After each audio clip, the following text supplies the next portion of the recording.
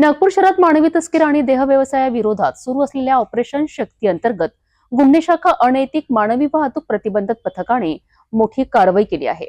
कळमना परिसरात सापळा रचून करण्यात आलेल्या रेडमध्ये देह व्यवसाय करून घेणाऱ्या एका महिलेला अटक करण्यात आली असून एका पीडित महिलेची सुटका करण्यात आली आहे. पोलीस आयुक्त नागपूर शहर यांच्या संकल्पनेतनं नागपूर शहरात मानवी तस्करी व व्यावसायिक लैंगिक शोषणाचे जाळे उखडून टाकण्याकरिता ऑपरेशन शक्ती ही मोहीम सातत्याने राबविण्यात येत आहे.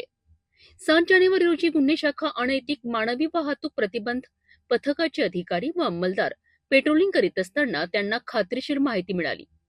या माहितीच्या आधारे पोलीस ठाणे कळमना हद्दीत उमंग बार जवळ भरतवाडा रोड कळमना नागपूर येथे सापळा रचून रेड कारवाई करण्यात आली.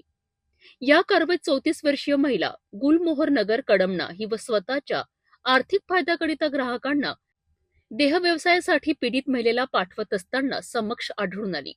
पोलिसांनी तत्काळ कारवाई करत एका पीडित महिलेची सुरक्षित सुटका केली.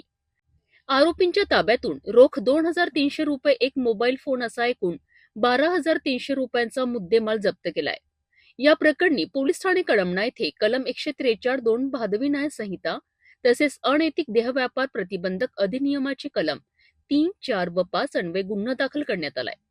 आरोपीस पुढील कारवाईकरिता कळमना पोलिसांच्या ताब्यात देण्यात आले आहे.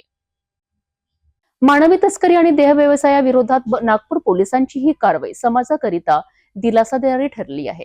ऑपरेशन शक्ती अंतर्गत अशा कारवाया पुढे सुरू राहणार असल्याचे पोलिसांनी स्पष्ट केले आहे.